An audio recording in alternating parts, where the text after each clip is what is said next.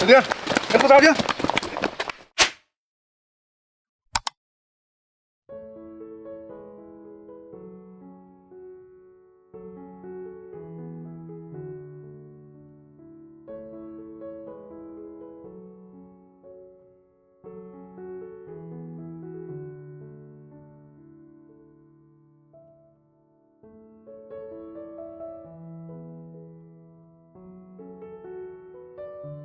The dense forest of Ben Kim awakens with the soft rustle of leaves as the first light filters through the trees, illuminating a hidden hut. Inside, Tutien, a compassionate woman with a quiet strength, shifts uncomfortably on a tattered mat, her hands tied with rough rope. Two burly men, their expressions etched with years of hardship, stand watch at the entrance. Watch her closely. Let's go in and figure this out. One growls, ushering the group inside the shadowy interior.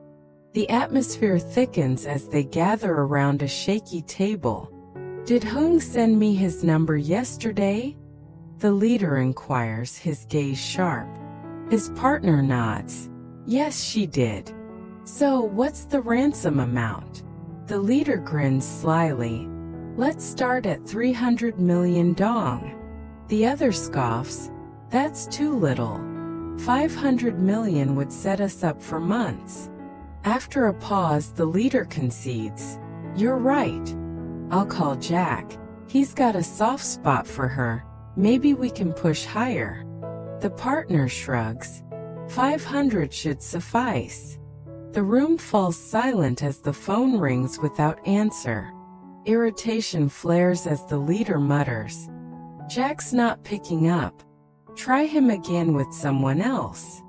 A new voice crackles over a different line. Who is this? What do you want?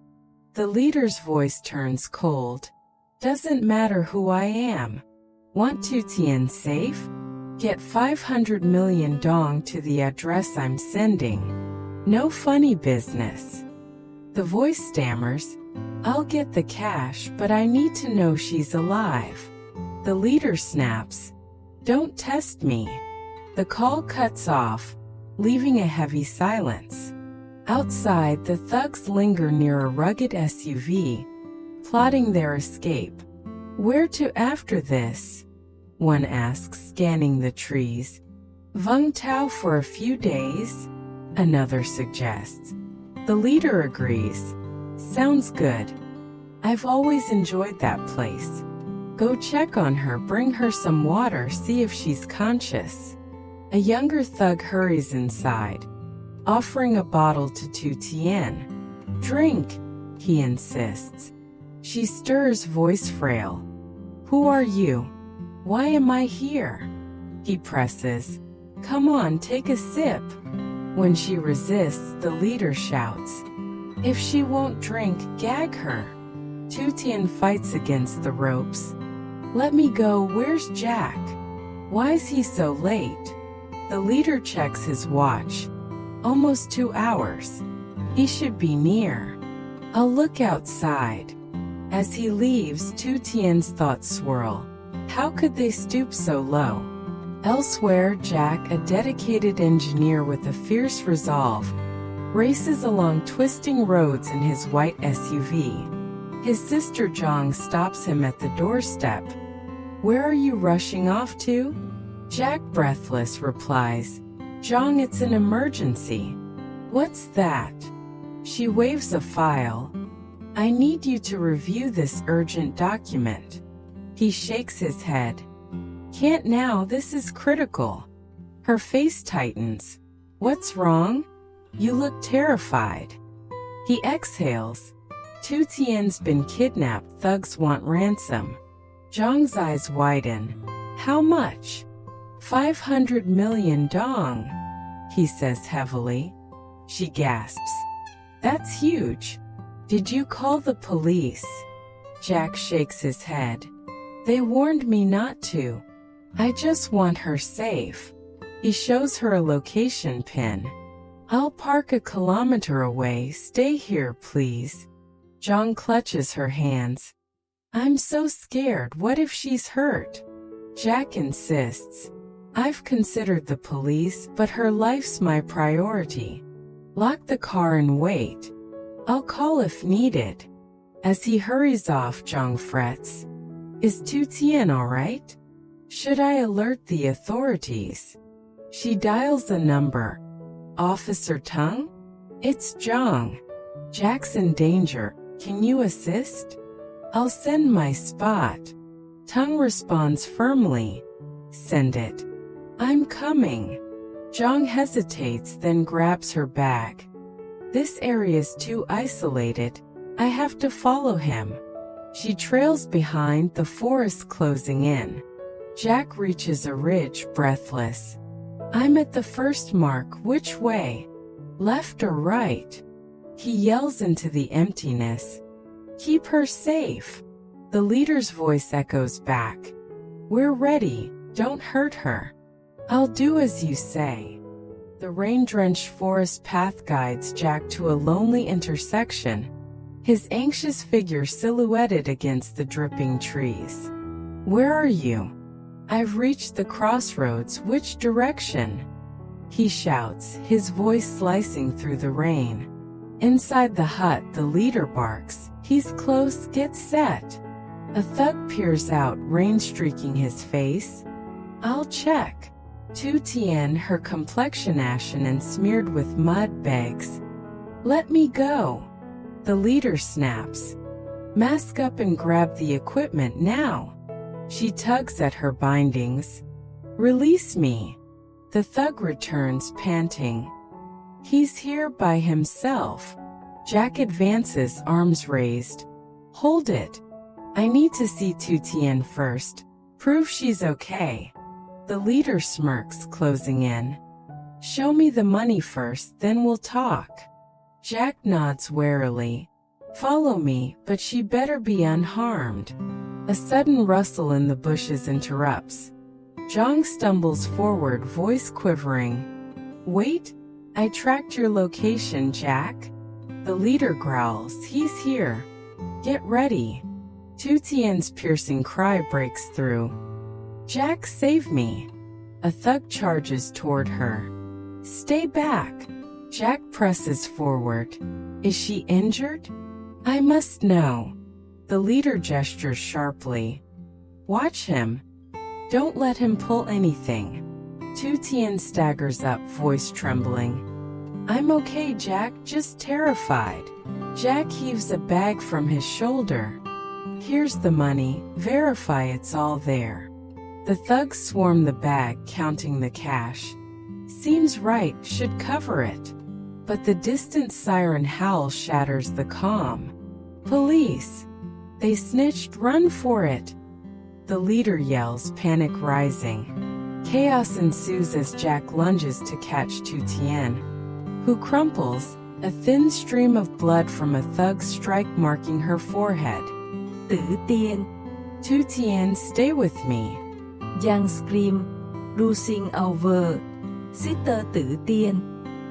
Jack holds her shaking form. Are you okay? Speak to me. Officer Tung's team advances, their steps crunching through the sodden leaves, voices steady and resolute. We're close, take positions. Tung commands, his flashlight piercing the fog. The thugs stumble in disarray, gasping. They won't catch us. Let's hide. One grumbles. This gig's a failure. Should have struck harder earlier. Another chuckles uneasily. We'll spend this cash after. They bolt down a narrow escape path, their only option, but Tung's authoritative voice rings out. This is your last chance, surrender or face the law. The arrest unfolds with precision, weapons drawn and lights blinding. You're under arrest, hands up. Tung orders. The leader resists, lunging with a growl. Never! But is swiftly subdued by the team. Zhang rushes to the car, fumbling with the lock. Open the door, Jack. He lifts Tutien tenderly, her head resting against him. Get in, we need to get her help. The engine roars as they speed off, the forest receding, leaving the captured criminals cursing their fate. As they drive, Jack glances at Tutien's pallid face, his pulse racing. "Hold on, we're nearly there," he whispers, brushing rain from her forehead. Zhang grips the seat. "Will she make it? She looks so frail." Jack nods grimly. "She has to. I can't lose her now." The road winds unpredictably, tension thick as they hasten toward aid, dawn's first rays emerging. Zhang murmurs a prayer, her hands shaking. "Please let her survive." Jack tightens his grip on the wheel, replaying her fall in his mind. "I should have moved quicker," he mutters, guilt weighing on him. The car jolts over a bump, and Tutien moans faintly. "She's fighting back," Jack says, a spark of hope igniting. Zhang nods. "She's tough, we just need to reach help fast." Town lights flicker ahead, a lifeline in the early mist. At Jack's home, morning light spills gently through the curtains, bathing the living room where Tutien rests on a sofa, her breath shallow and irregular. Jack paces nervously, his fists tight. A doctor arrives, her demeanor composed yet attentive. "What happened to her, Jack?" He turns, voice tight. "She's been out cold about an hour. She took a hit to the head, protecting me from those attackers." The doctor kneels, checking her pulse and inspecting the bruised cut on her neck. "Her pressure's normal, no bleeding, just a bad bruise," she notes. Jack runs a hand through his hair. "Why isn't she awake?" "It's been too long." The doctor reflects. "It might be starvation. She hasn't eaten since yesterday, or trauma. She needs rest and care to recover." Jack nods, voice cracking. "She was taken yesterday. I only found her today after endless searching." Suddenly, Tutien's eyes flicker, a soft sound escaping. Tử Tiên. "You're safe," Jack cries, dropping beside her. Zhang rushes in, tears brimming. "Sister Tutien." Tử Tiên Berlin. Côn Phút. Jack. "Where am I?" Jack grasps her hand. "You're home safe with me. Any pain?" She touches her neck gingerly. "Just terrified, so terrified." The doctor offers a reassuring smile. "It's likely shock from the trauma. Rest and support will aid her. I'll prescribe supplements for strength." Jack nods eagerly. "Please do all you can." As the doctor prepares the medicine, Jack stays close, murmuring, "I'm here, you're not alone now." Zhang returns with a bowl of warm porridge. "I made this, please rest." Jack smiles thankfully. "Thanks, Zhang. Go home when ready, she'll recover." Tutien's voice is weak. "I thought I'd never see you again." Jack feeds her a spoonful. "Eat, you haven't in days. You need energy." She protests softly. "I can manage." But he insists gently. "Just a bit more for me." She looks up worried. "Are you hurt?" He shakes his head. "I'm fine, my only concern is you." A tender quiet fills the room as he smooths her hair, vowing, "Those criminals will face justice. I've told the police. Stay with me and Zhang. I won't let you be alone again." Tutien nods, her tears subsiding. "Thank you, Jack." The doctor returns, setting a small bag of pills on the table. "These are supplements, give her one with food. She needs rest and encouragement." Jack thanks her. "I'll care for her well." As the doctor leaves, Zhang lingers. "I'll head out now, look after her, brother." Jack nods. "She's safe with me." Tutien grips his arm. "I was so scared, they kept threatening me." Jack comforts. "It's over. I searched everywhere. Your hut was empty and I feared the worst." She whispers. "They said you were injured at work." He smiles faintly. "Just a scare. I was desperate to find you." He offers the porridge again. "Try a little more." She takes a bite, then shakes her head. No more. Jack sets it aside. Rest then. We'll overcome this together. Tutien leans into him, voice soft. I'm glad you're safe. He holds her close. I'll never let you out of my sight again. The law will deal with those thugs. Yes, felt sad and empty inside. I had come to spend the first holiday after my husband's death with stranger. I couldn't ima- imagine spending this Thanksgiving with anyone I knew. Giving thanks was completely beyond me. I hoped that week would help me heal. After 2 years of caregiving and trying to keep my business go at the same time, I felt like a burned out survivor of war. I was just making time until I could join Jack. After all, at 54, what did I have to looking forward to? The future was black. The waiter approached my table asking if I needed anything. To my surprise, I said, yes, if you know anyone here who is recent widow or widower, I would appreciate talking to her or him. Again, to my surprise, she told me about Phyllis, a spas health director who had lost her husband several months before. I invited Phyllis to have lunch with me the next day, and we quickly established some common ground. We were about 10 years apart in age, but she had also been with her husband for about 50 years. She talked of how they met and what their life had been like.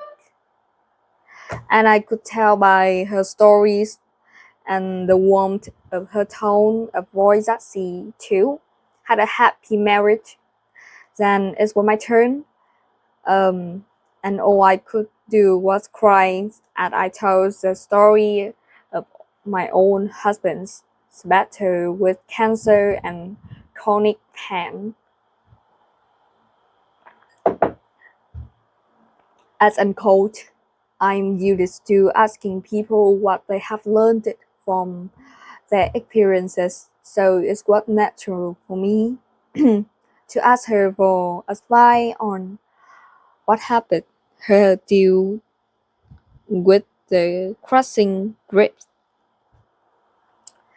Obviously, she has been doing something right to be so full of vitality and joy after such a short time.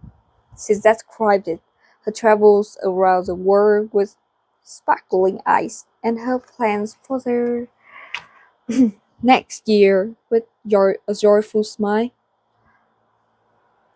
What a contrast to how I was. Phyllis had been so open with me. I felt encouraged her to ask her, did you ever feel like you were just waiting to die? I don't mean to I don't mean to die. I just mean feeling like all you were doing was going through the motions with no filter and no purpose. She emphatically stated, no, no, never. I must have looked incredulous because she shared the following story. When she was a little girl, her family lived in Java, where her dad was an executive with Shell Oil.